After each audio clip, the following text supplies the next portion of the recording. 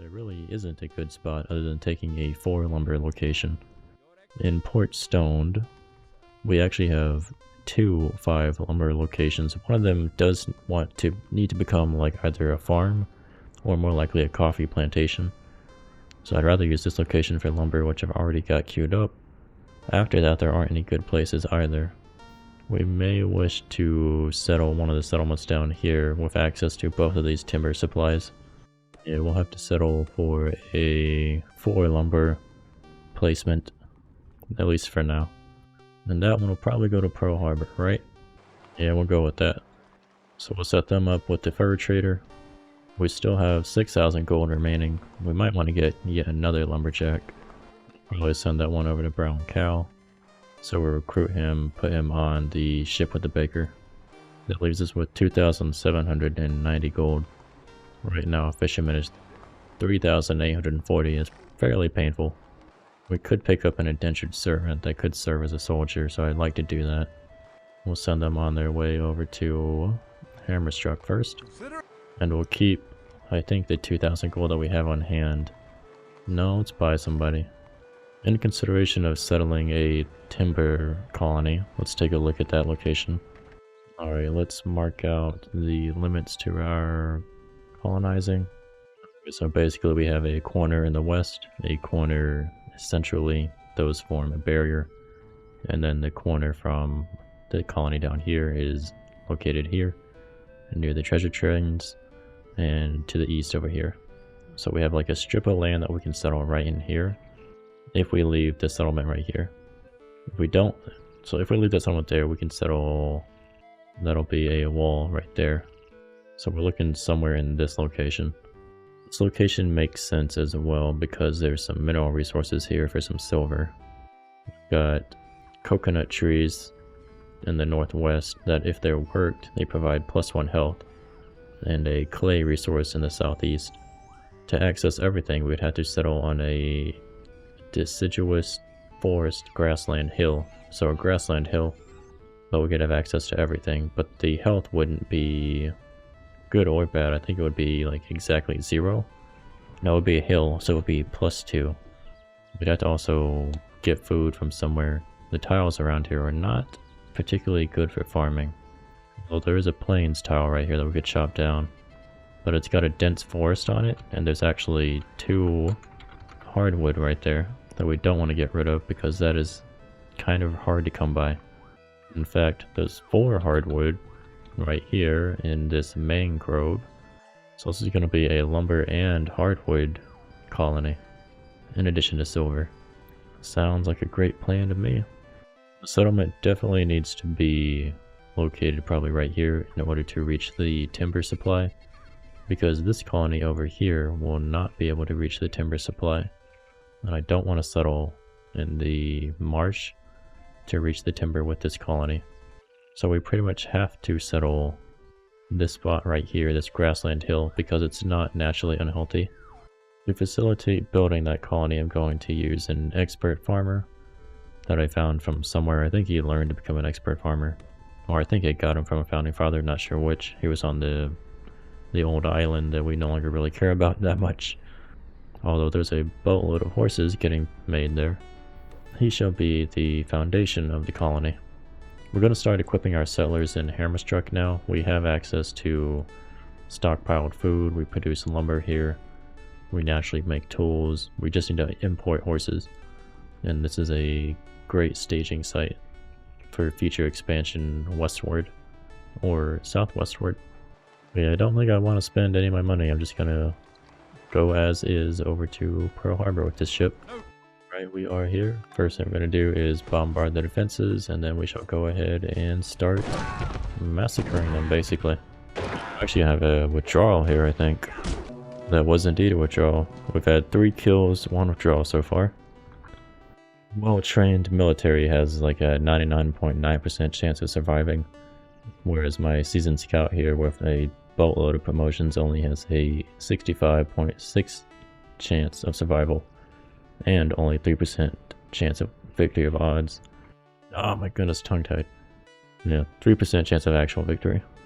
So that's not going to happen. He's just going to stand around and watch and help medic everybody up as needed. Although with this stack, we do have that great general somewhere in here. We got our poultry breeder, poultry butcher about to get installed in Brown Cow. It's going to make the crime increase just a little bit, but I think we're going to be okay with that. We might need to do something to deal with it though. We might have to go with a courthouse before we can go with the leather worker house. But I think realistically I'm going to just deal with it, make the leather worker house, employ the leather worker, and then build a courthouse. But yeah, we're going to get 6 down per turn from this master poultry butcher and 6 food. I do appreciate getting food in addition to the other products from the livestock.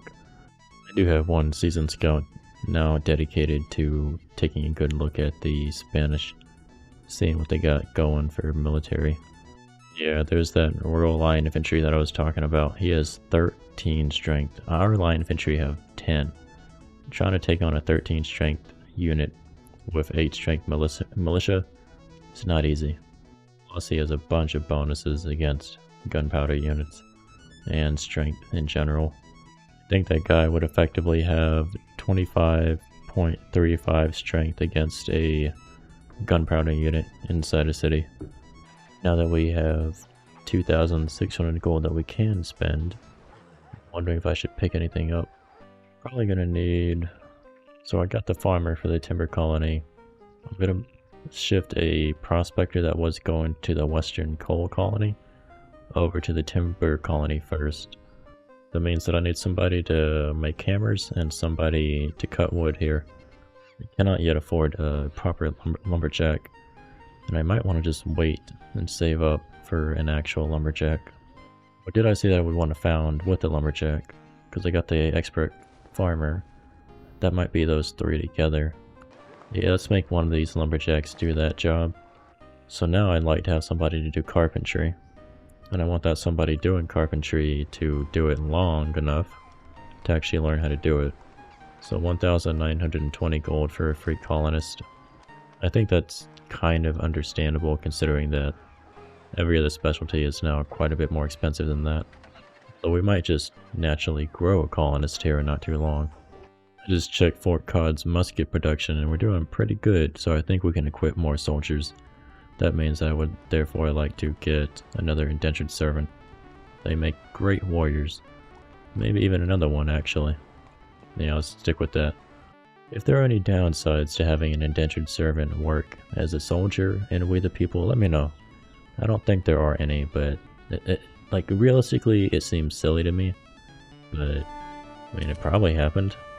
This little caravel thinks that he can get away from me, so we have to split the fleet.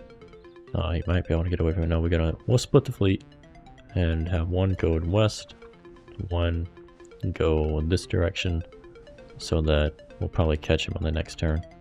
And this will probably be the last turn of the Carib. Let us begin the final assault. This should be the end of them. In we go, receiving no damage. And thus ends the Carib. What a terrible menace. They raided me like once, I think. Shame. What a shame.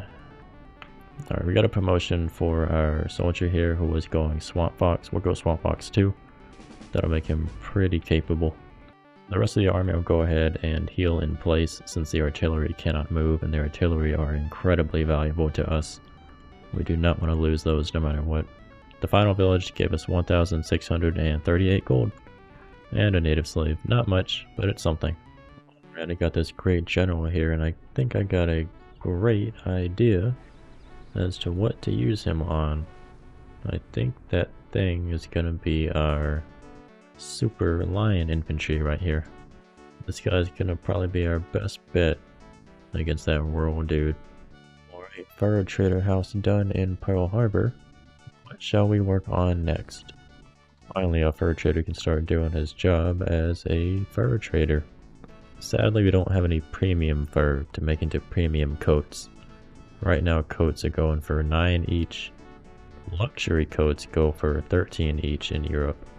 This is also a good that is demanded by many of our colonies, so I'm quite happy to see it start getting produced here. We actually consume a lot of our domestic production.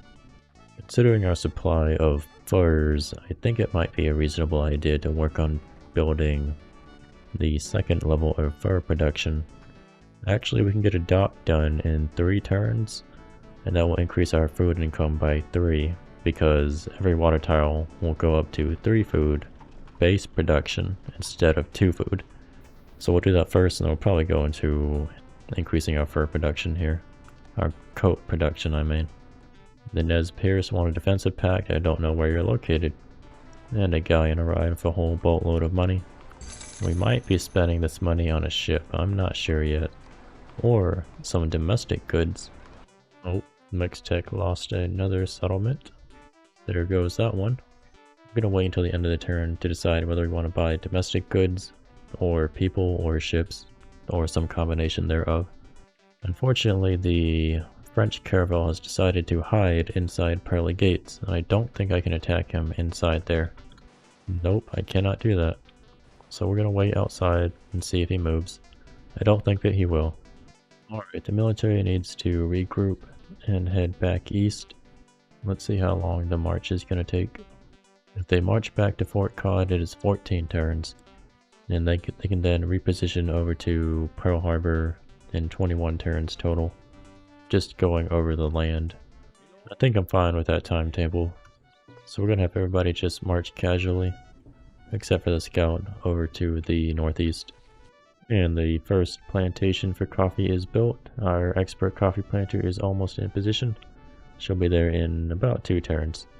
Ready, end of the turn, 24,000 gold minus 6,000 leaves us with 18,000 roughly. You can always use more food production. Port Stone could use some fishermen. So let's go ahead and let's pick up another fisherman. Even though it is about 3,840 gold, I think it is definitely worth it still. I'd like to get a milkmaid for a brown cow eventually, but they do need to think about developing a town hall at some point. You know, I got all that barley I'm harvesting. I'd really like to get a brewery set up, and beer has quite the domestic demand. We could make cheese, but we need a milkmaid to make the milk, and then we need a cheese maker to make the cheese. And cheese is nothing to scoff at domestically. But a brewer in maybe Threadbare actually would be a good setup. I do want the borders to expand faster here though. So a village market is a sensible thing in my mind to do after the Weaver House, and then maybe after that we go into brewing. Like so. That means that we don't need a brewer right now. That's going to be a while before then. We're about to have a lot more spaces for elder statesmen now. So we really need to think about getting more carpenters or training them up. I'm starting to actually kind of need education facilities, and I just need more people. I'm hurting for everything. Actually leaning towards elder statesmen, seeing just how many I can get, because I'm about to have like 3 more places for statesmen. Oof, they're 7,200 gold each now. Would like another one.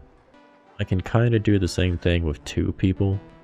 We might also consider a firebrand preacher to increase our colonization rate. Immigration, I mean. Master sailmaker wouldn't be a bad idea. We do need somebody that can properly process our hemp into sailcloth. We still have the master train oil cooker doing that job. Although we don't even have a master roper, this dude's been working for 91 turns, still has not figured it out. We don't have another passenger ship for 2 turns, so we'll have 4 slots. So 1, 2, 3. One more dude could go on the boat. Another master blacksmith wouldn't be bad, but we couldn't employ him very rapidly. Another expert farmer for Threadbare wouldn't be a bad idea, so let's pick that up. And then let's start thinking about colonizing this coal colony right here. To do that, ideally we want somebody that can chop wood. So we'll grab another lumberjack. We also need somebody that can provide food, and there's a lot of food from the river here. We could use the wetland if we wanted to. I think the wetland might be the way that we go. Long term, we'll use the plains over here in order to make food. Plus the river will be just insanely, well, it won't be insanely productive actually, because we won't have the pier and the dock and all that to supercharge it. So that's too bad. It'll still be pretty good though. Yeah, let's go ahead, let's pick up another farmer. He'll go to that colony. These indentured servants will be soldiers, most likely, to guard those colonies. That leaves us with 4,000 gold remaining. Kind of wondering if we shouldn't pick up another ship. Let's see what the king wants to offer us. Actually, if I ask the king for a ship, I bet it shows up in the colonies, not in Europe. Let's ask anyway, just to... Ooh, another privateer for 10,560 gold. Is that a good deal? I think that's a good deal. I think they're going for like 17,000 now. This is not a bad idea completely. So let's say that we have a fleet of 3 privateers sailing around. The number of times that they need to have 3 is probably going to be pretty low. And if something is stronger than a privateer, attempting to attack it is not a smart move. So we're probably going to run far more often than anything else. I don't think it's a good idea. Now let's just pick up another ship here. I'm a big fan of merchantmen. They've got 5 movement, just like a brig. A brig does have 30 strength compared to a merchantman's 25, but they both have 4 cargo spaces, and a merchantman can enter shallow coast. So let's pick up another merchantman, and we'll send the galleon on its way. We need that galleon to move as fast as possible. Anyway, onto the ship we shall take. I think the fisherman, farmer, lumberjack, and other farmer. We'll initially go to Port Stone to drop off the fisherman, and then proceed from there. We have the Mad Hatter. Our furrier is turning into a Mad Hatter. His hands twitch, he talks fast, and his words make even less sense than usual. Hats are his business more than coats now. Fashionable top hats for dignitaries in high society.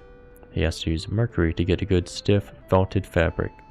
Could fumes from the mercury explain his weird behavior? Nah, it's probably just the water. And food supply. My lord, you are well on your way to securing the food supply in your colonies. You already have several experienced farmers tilling your fields and reclaiming the wilderness. Just keep it up so that there is enough food for the colonists and immigrants, and your colonies keep growing. Only good food supply ensures regulated growth. Town hall is done in Hammerstruck. I'd really like to get a lumber mill built, but I'd also like to build a corn chamber here and have this be like my population explosion site. Yeah, it's gonna be a good long-term investment. And the king offers to sell us some criminals for 1,000 gold. I have no interest in that at all. I've got an elder statesman that I was going to put in Fort Cod to replace the refugee, but what I'm going to do instead is I'm going to pull that statesman into Hammerstruck. Yeah, this French caravel is pretty much never going to leave, so I need to set up in such a way that we'll trap him on his way out. But he could just run to Europe if he was smart enough. He has 7 movement. Or, I think it's not worth harassing this dude. He's pretty small. We can probably find something much more useful elsewhere. And we get to apply our Great General to our European line infantry and get to give it some promotions. How many promotions are we going to get to give it? We got 20 experience, so I'd say that's like 3, maybe 4. What am I going to do with this dude? I want him to kill the enemy line infantry if he can get away with it. I do think Leadership 2 is a strong long-term investment, so we'll take that one. And then after that, I might want to make him a city attacker. I'm just wondering where I can catch that enemy infantry. Like, if I make him a ranger type unit, he will be incredibly powerful. It being anywhere outside a city in dense terrain, although a lot of this is jungle actually, and wetland. That is very true. A lot of this is jungle. Swamp Fox might actually be a better investment. You know what, I think we'll go with that as the plan. We'll do Swamp Fox 1, Swamp Fox 2, and Swamp Fox 3. Can attack multiple times per turn, and he gets even more various wetlands, marsh, etc. attack and defense strength. This dude now has plus 150% mangroves strength, plus 150% strength in swamp, and plus 75% strength in wetland, marsh, jungle, tropical grove. Lots of bonuses. And I wanted to build a mission in Sahayuka apparently, because I have an evangelist that arrived here. but I'm a little concerned that the Spanish are about to wipe them out based on their troop movements right here. So I don't really want to establish there. I could maybe get away with it in Nidijinu, but that too is probably a little questionable. I could probably make a mission in Yuku-Diza. I think that makes sense to me. That village is close enough that if the Spanish become a problem, we can actually be like, no, you need to stop. Plus, if they come out to attack that village with their special little Royal Line Infantry, we can ambush them. We got everything we need in Hammerstruck to start setting up that settler. So I'm going to wrap the farmer up as a settler and send him on his way with the expert prospector here down to the timber colony. Since we're no longer in danger now, I can start routing my treasures directly through the center of the little peninsula here over to Fort Cod instead of avoiding the Carib area, which used to be these lands. And I can also avoid the Spanish now instead of being close to them like I am here. Thankfully I have some scouts to keep an eye on their movements. I'm also distributing some scouts to the east over here so I can get a look at what's going on over here. Dock is done in Pearl Harbor, so now we've got some more food, which is always nice to have. Now though, I would like to start really focusing on increasing our industrial tech level, basically. Fur trading post takes 11 turns. So I think that is what we are going to go with. Unless we want to go with more wine production. Wine does sell for more, and wine seems to have a higher domestic demand. So wine production might actually be the way to go. So let's build the winery. It's only going to take 150 tools plus some of the stone and clay that we have on hand. I think it's 75 stone, 75 clay. And finally, our coffee planter can finally do her job. We just need to set up roasting here. Our West India man has arrived with our fur trader. Gonna get him off the boat and into his job. Now upgrading our fur industry looks a lot better because we have 2 dudes doing work. So let's do that instead. We'll have a lumberjack do some work in Pearl Harbor. 1 other lumberjack will get sent over on the caravel east to Port Stoned. There's a nice little 5 lumber resource right here. A temporary thing. Well, no, we'll do this one down here instead. I have horses coming out of my eyeballs and pearly gates. I'm kind of wondering if I should just send a full flute back to Africa to sell them off. They're selling for 10 each, so that would be 9,000 gold in Africa. I like that idea. And this will have to be my final turn before I sign off for a moment. Alright, there we go. I'll see you guys again in just a moment. Let's actually talk about how things are going so far. So the Pearly Gates is pretty much as developed as it needs to be. We're going to end up focusing more on cross production here as well as Liberty Bells and trying to get that powder house upgraded. The powder shop is a little weird when you have 3 citizens because you can't perfectly convert enough gunpowder into enough charcoal into gunpowder or wood into charcoal to not have something left over. So you really need like a second one of those to balance out, so you have 6 slots total spread across 2 cities. And even then you do have to go back and forth a little bit to top things off correctly. But yeah, other than that, Pearly Gates is about as big as it's gonna be. I don't have many plans for it at the moment. Harbor. Oh my goodness, Pearl Harbor is doing pretty well. We're getting the fur industry up and running. We'll be expanding our wine industry as well pretty soon. Chances are we're also going to take a moment to actually maybe start thinking about education facilities once I get that fur trading post up and running. I think we'll probably go hard on education here because we have such a large amount of health available to us. Pearl Harbor can get very, very tall. Colonies and We the People can reach like 100 people sometimes. I'm pretty sure I've seen that. Have not personally gotten there, but maybe one day. That'd take so much gameplay time. Would like to get a colonist in the slot right here to learn to be a carpenter from the other carpenters. I'm just waiting for some population growth. Mother of Pearl is actually becoming substantially larger than I thought it ever would be. I need to get somebody preaching here. And after the blacksmith house, I think we have to go... Well, we have town hall. We had to go lumber mill next.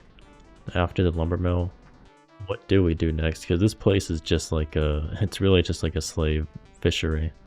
We make a boatload of food using the slave hunters to keep them from running and the slave overseers to increase their productivity. We do make a lot of geese here. We could set up a butchery. That's something to consider. Turn them into down. But then we need more cows to supply our leather workers. I'll have to set up another supply of cows somewhere. Hammerstruck is doing good. We can get a corn chamber set up. That'll make growing population more efficient here.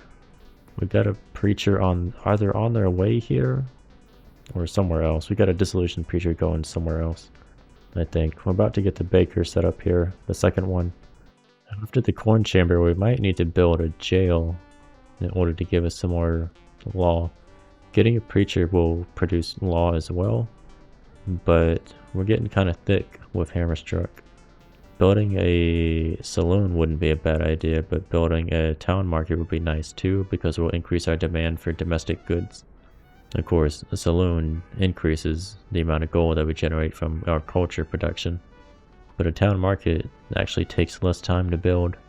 So we will probably go jail into lumber mill, actually, into maybe town market. Alternatively, we could go with the second ironworks setup.